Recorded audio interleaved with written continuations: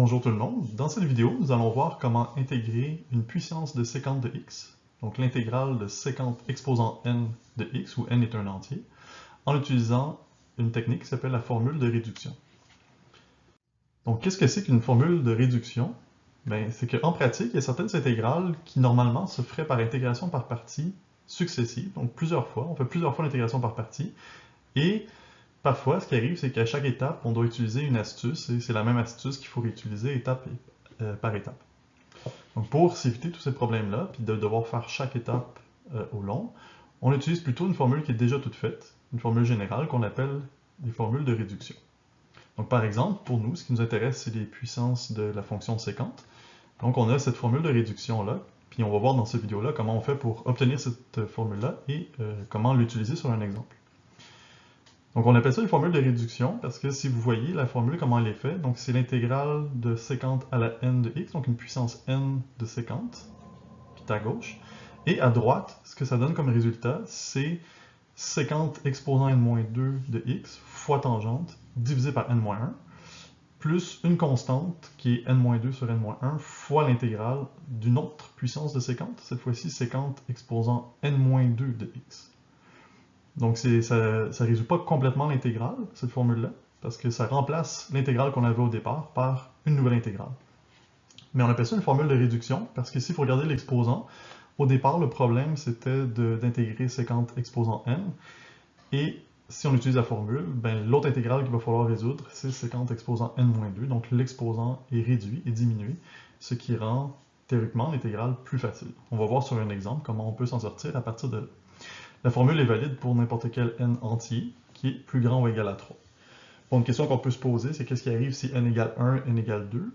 Mais en fait, dans ces cas-là, on connaît déjà les formules, c'est des formules de base qui nous donnent les intégrales de séquente à la 1, qui est séquente, et séquente au carré. Donc, dans ces cas-là, je vous rappelle, l'intégrale de séquente, c'est ln de séquente de x plus tangente de x, toujours plus une constante d'intégration. Et l'intégrale de séquente carrée de x dx, c'est tout simplement tangente de x plus une constante, parce que la dérivée de tangente, c'est séquente carrée. Donc le plan de cette vidéo-là, c'est le suivant. Donc premièrement, on va commencer par utiliser l'intégration par partie pour intégrer séquente cube. Donc on a vu qu'on a déjà des formules pour séquente et séquente carrée, et on va voir ensemble comment on aurait pu obtenir séquente cube au long sans utiliser la formule de réduction pour commencer. Vous allez voir que pour ce faire, c'est pas si facile que ça. Séquente cube, c'est un exemple qui est quand même relativement compliqué.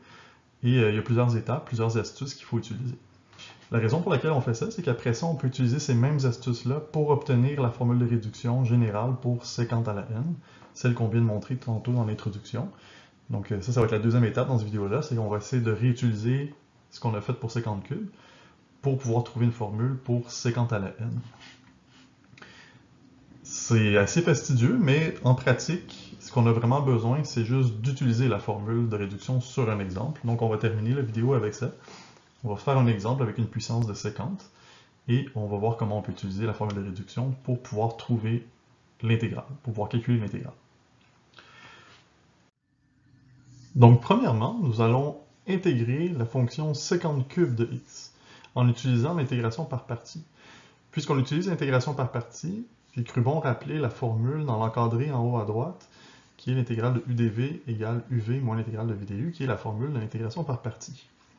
Donc on peut intégrer la fonction séquente cube de x dx. Pour pouvoir utiliser l'intégration par partie, on doit écrire cette intégrale-là comme un produit de deux fonctions. Une fonction qui joue le rôle du u dans la formule et une fonction qui joue le rôle du dv. Donc la première astuce, ça va être d'écrire de cette manière-là l'intégrale, donc comme séquente multipliée par séquente carrée de x fois dx, et de choisir u comme étant le séquente de x et le dv comme ce qui reste, c'est-à-dire séquente carrée de x dx. L'idée, n'oubliez pas, dans l'intégration par partie, c'est d'essayer d'avoir une intégrale qui est de même difficulté ou qui est plus facile que l'intégrale de départ. Et on sait que si on intègre séquente carrée de x, ça donne tout simplement tangente, qui est quand même assez simple, qui est beaucoup plus simple que si on avait décidé d'intégrer séquente, par exemple. Donc on va procéder ainsi. On va dire que séquente joue le rôle du u, séquente carrée de x dx joue le rôle du dv. pour utiliser l'intégration par partie, je dois trouver du et v, les deux qui me manquent. Du, c'est la dérivée de u. La dérivée de sécante étant sécante dx fois tangente de x dx. Et pour trouver v, on a tout simplement trouvé une primitive de sécante carré de x. Et comme j'ai dit tout à l'heure, ça c'est tangente de x. Donc ça c'est la première étape, si vous voulez. La première astuce, c'est de l'exprimer de cette façon-là et d'utiliser la formule de l'intégration par partie. Donc on doit écrire u fois v moins l'intégrale de v du. Dans notre cas, ce serait sécante fois tangente moins l'intégrale de tangente fois sécante fois tangente fois dx. Je l'ai écrit comme ça pour qu'on voit vraiment qu'est-ce qui joue le rôle du v, qu'est-ce qui joue le rôle du du. Mais bien sûr, on a deux fois la fonction tangente dans l'intégrale, donc ça fait tout simplement tangente au carré. Donc on va réécrire. Donc la première partie, on laisse comme ça, sécante de x fois tangente de x, moins l'intégrale, et là je mets les tangentes ensemble. Donc sécante de x fois tangente carrée de x. Ensuite, si on regarde la nouvelle intégrale qu'on a, donc sécante de x fois tangente carrée de x, il n'y a pas grand-chose qu'on peut faire avec ça. Il n'y a pas un changement de variable qui fait que ça marche. Si je prends par exemple tangente comme variable u, ben la dérivée de tangente c'est sécante carré, j'ai pas sécante carré dans l'intégrale. Si je prends sécante, la dérivée c'est sécante fois tangente, mais là il va me rester un tangente et il n'y a rien qui marche. Et c'est là qu'on va avoir besoin de la deuxième astuce, qui est ici d'utiliser une identité trigonométrique pour se débarrasser de tangente de x. Donc l'identité qu'on peut utiliser c'est celle-ci, on sait que 1 plus tangente carrée de x, c'est sécante carré de x. Donc, si je veux remplacer tangente carré de x, ça me donne sécante carré de x moins 1. Donc, ça, c'est la deuxième astuce, deuxième étape importante. Je remplace tangente carré de x par sécante carré de x moins 1. On va distribuer la fonction sécante qui est à l'extérieur de la parenthèse, on va la distribuer à l'intérieur de la parenthèse.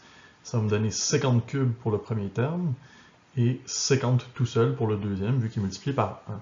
On va aussi en même temps le séparer en deux intégrales. Donc je suis rendu avec l'intégrale de sécante cube de x dx et plus l'intégrale de sécante de x dx. Le plus vient du fait qu'on a un moins fois un moins. Bon, l'intégrale de sécante de x, on l'a vu tout à l'heure, on sait c'est quoi la primitive. C'était le ln de sécante plus tangente qu'on a vu tout à l'heure. Mais j'ai une autre intégrale que je peux toujours pas faire, c'est l'intégrale de sécante cube de x. Je ne sais pas encore comment faire cette intégrale-là, parce que c'est justement l'intégrale que je suis en train de faire en ce moment. Donc on va faire ce qu'on a déjà utilisé comme truc précédemment, c'est-à-dire qu'on va dire que vu que l'intégrale de sécante de cube de x, c'est égal à toute cette expression-là, et que l'intégrale de sécante cube de x apparaît dans l'expression à droite, ben, je peux l'envoyer, cette intégrale-là, à gauche de l'équation. Donc là, je vais être rendu à gauche avec deux fois l'intégrale de sécante cube de x, parce que j'en avais déjà une et j'en envoie une autre. Donc je suis rendu avec deux fois l'intégrale de sécante cube de x. Et à droite, il va me rester les termes que je n'ai pas utilisés encore, donc sécante de x fois tangente de x et l'intégrale. Une fois qu'on a ça, il me reste juste à intégrer sécante de x. Comme j'ai dit tantôt, c'est ln de sécante de x plus tangente de x. Et ça fait apparaître aussi une constante d'intégration, donc C1, que je vais appeler C1. Donc là, je me retrouve avec deux fois l'intégrale que je cherche, qui est égale à une expression qui maintenant ne possède plus d'intégrale. Donc ça, c'est déjà résolu. Il me reste juste à diviser par 2. Donc je vais juste garder la dernière égalité en banque et diviser par 2 de chaque côté. Donc si je divise par 2 à gauche, ça me donne l'intégrale que je veux, l'intégrale de sécante cube de x. Et à droite, ben, j'ai juste à diviser chaque terme par 2. Donc sécante tangente est divisé par 2. ln de sécante plus tangente est aussi divisé par 2. Il y a aussi la constante d'intégration C1 qui va être divisée par 2, mais ça donne une autre constante, et je vais appeler cette constante-là C. Bon, c'est un petit peu laborieux comme méthode, mais ça donne la formule pour l'intégrale de sécante cube de x dx. Donc on a utilisé trois grandes astuces. La première, ça a été de faire l'intégration par partie avec ce qui est encadré comme données pour le u et le dv. La deuxième, c'était d'utiliser l'identité trigonométrique 1 plus tangente carrée qui donne sécante carrée. Puis la troisième astuce, et la dernière, ça a été de remarquer qu'on avait l'intégrale qu'on cherche, on l'avait dans notre expression, et on a pu l'isoler et trouver une expression sans intégrale, donc la vraie primitive de séquente cube de x de cette façon-là. Si vous n'êtes pas certain d'avoir bien compris cette démarche-là, je vous conseille de la réécouter parce qu'on va réutiliser exactement les mêmes idées pour la prochaine étape. Si vous avez bien compris la démarche pour l'intégration de séquente cube de x, l'idée, ça va être de faire exactement les mêmes étapes pour la fonction séquente de x exposant n avec un n entier quelconque plus grand ou égal à 3. Donc, supposons qu'on va intégrer séquente à la n de x dx. La première astuce, si vous vous souvenez, c'était d'utiliser l'intégration par partie, donc d'exprimer cette intégrale-là comme un produit et de choisir qui joue le rôle du u et qui joue le rôle du dv. On va prendre exactement le même dv que dans l'exemple précédent, c'est-à-dire séquente carrée de x. Ça allait très très bien, parce que quand on prend dv comme séquente carrée de x, on sait que v, ça devient tangente, donc c'est une expression qui est très simple. Donc on veut garder cette même idée-là, sauf que cette fois-ci, si on va l'exprimer comme un produit, puis qu'on met de côté un séquente carrée de x dx, ce qui reste dans l'intégrale, c'est séquente exposant n-2. J'en avais n au départ, j'en mets 2 de côté, il m'en reste n-2. Et on va utiliser séquente à la n-2 comme étant le u, séquente carrée de x dx, ça va être mon dv. Donc on va faire l'intégration par partie. Il me reste juste à trouver le du et le v. Pour trouver le du, je vais juste réécrire u de cette manière-là. Comme ça, on voit vraiment que u, c'est une dérivée en chaîne qu'on doit faire pour pouvoir la dériver, parce que c'est une fonction qui est munie d'un exposant. Donc ça veut dire que la première étape, ça va être de descendre l'exposant, n-2, fois la fonction exposant n-3, qui est 1 de moins que n-2, et après on doit dériver aussi l'intérieur, qui est séquente de x. Donc ça donne ceci quand on dérive, donc n-2 fois séquente de x à la n-3, comme j'avais dit, et la dérivée de séquente, c'est séquente fois tangente, et n'oubliez pas d'ajouter le dx. Avant de continuer, je vais juste vous faire remarquer que j'ai séquente de x exposant n-3, et j'ai un autre séquente de x qui est aussi à l'extérieur de la parenthèse. Donc je vais juste simplifier en le rentrant dans la parenthèse, ça ajoute 1 à l'exposant, et ce qui me reste maintenant, c'est séquente de x à la n-2, et il y a toujours mon tangent de x dx. Pour le dv, c'est un peu plus simple, ça va être exactement comme tantôt, j'ai dv qui est séquente carrée, et donc v, c'est tangent de x. Je peux utiliser ça maintenant pour faire mon intégration par partie. Donc c'est u fois v, donc dans mon exemple, c'est tangent de x fois séquente de x à la n-2, moins l'intégrale de v du. Donc, moins l'intégrale de v du, ça veut dire tangente fois tout le du qu'on a écrit ici. Okay? Donc, la seule chose, c'est que le n-2 dans le du, c'est une constante, donc je peux la sortir de l'intégrale, mais le reste, je l'ai juste réécrit tel quel à l'intérieur de l'intégrale. Donc, séquente à la n-2 fois tangente fois dx. Exactement comme c'était le cas pour séquente cube, je vois que tangente apparaît 2 fois dans l'intégrale. Donc, je vais juste le réécrire comme tangente au carré. Est-ce que vous vous souvenez, c'était quoi la deuxième astuce après l'intégration par partie? La deuxième, c'était d'utiliser une identité trigonométrique pour se débarrasser du tangent carré. Et c'est exactement ça qu'on va utiliser ici aussi. Tangente carré, c'est séquente carrée de x moins 1, d'après cette identité. Et donc, je remplace dans l'intégrale. Maintenant, j'ai un séquente à la n-2 qui est à l'extérieur de la parenthèse, dans l'intégrale. Je vais le distribuer. Quand on multiplie séquente à la n-2 par séquente carrée, il faut additionner les exposants, donc ça donne n. Donc j'ai un séquente à la n qui apparaît. Et quand je multiplie séquente à la n-2 par 1, ça donne séquente à la n-2. Je le sépare en deux intégrales, comme j'avais fait tantôt, mais cette fois-ci, je prends bien soin aussi de distribuer la constante n-2 qui va multiplier maintenant les deux intégrales. Maintenant que c'est écrit sous cette forme, je peux utiliser la troisième et dernière astuce, c'est-à-dire remarquer que l'intégrale que je suis en train de faire, qui est séquente à la n, apparaît aussi à l'intérieur de mon expression. J'ai exactement la même intégrale à l'intérieur de l'expression aussi. Donc je vais faire exactement la même chose que tantôt et l'envoyer à gauche. La seule petite nuance par rapport à tout à l'heure, c'est que tout à l'heure, les deux intégrales avaient un coefficient 1 devant, donc quand on les additionnait, ça faisait 2. Donc j'avais 2 fois l'intégrale à gauche.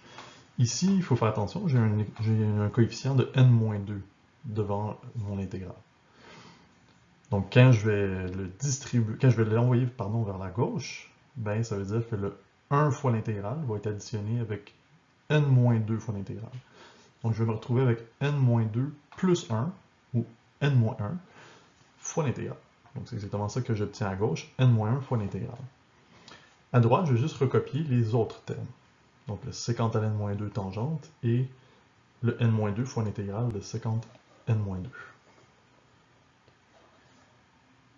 Bon, maintenant, si je veux connaître c'est quoi l'intégrale de sécant à la n de x, je vais garder la dernière équation en banque et je vais diviser des deux côtés de l'équation par n-1.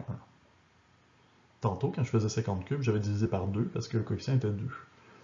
Là, si je divise par n-1, il me reste l'intégrale de sécant à la n d'un côté et de l'autre côté, les mêmes termes, mais tous divisés par n-1. Donc, le sécant à la n-2 fois tangente est divisé par n-1. Et la constante n-2 est divisée par n-1 aussi. Et si vous remarquez, ça c'est exactement la formule qu'on avait appelée la formule de réduction. Bon, c'est un peu compliqué, peut-être que vous devriez revoir la vidéo quelques fois pour vraiment vous familiariser avec cette démarche. C'est normal. Mais en pratique, quand on veut faire une intégrale, souvent ce qu'on nous demande de faire, c'est d'utiliser cette formule-là pour pouvoir résoudre une intégrale. Donc, c'est ce qu'on va faire dans l'exemple suivant. Donc, ce qu'on veut maintenant, c'est intégrer une puissance de sécante en particulier. Donc, on va pratiquer avec l'exemple sécante exposant 6. Donc, je vous rappelle la formule de réduction, parce qu'on va l'utiliser tout de suite. Et supposons que le problème, c'est intégrer la fonction sécante à la 6 de x dx. Donc, utilisons cette formule avec, bien sûr, l'exposant n qui va être maintenant 6 pour cet exemple. Donc, je devrais remplacer les n-1 par 5 et les n-2 par 4. Donc, sécante à la n-2 devient sécante à la 4, divisé par n-1, donc c'est divisé par 5. n-2 sur n-1, c'est 4 cinquièmes. Et ce qui me reste, c'est l'intégrale de sécante à la 4 de x dx. C'est une autre intégrale qui est une autre puissance de sécante pour laquelle je n'ai aucune idée c'est quoi la primitive. Donc, qu'est-ce qu'on peut faire? Ben, on peut refaire la même chose, réutiliser encore la formule de réduction, mais cette fois-ci avec un n qui est égal à 4. Donc cette fois-ci, les n-1 vont être remplacés par 3 et les n-2 par 2.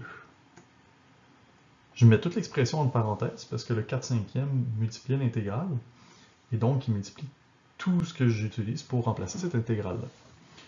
Donc là, j'ai remplacé, on peut vérifier que j'ai bien mis sécante carré de x, parce que c'était sécante à la n-2, et j'ai divisé par 3 parce que je devais diviser par n-1. La fraction n-2 sur n-1, c'est 2 tiers. Et ce qui me reste maintenant, c'est l'intégrale de sécante carré de x dx. Ah, cette fois-ci, j'ai presque terminé parce que je sais c'est quoi la primitive de sécante carré de x, c'est tangente. Donc je peux remplacer l'intégrale de sécante carré de x par tangente, et vu que j'ai terminé l'intégration, je vais rajouter une constante c, qui est ma constante d'intégration.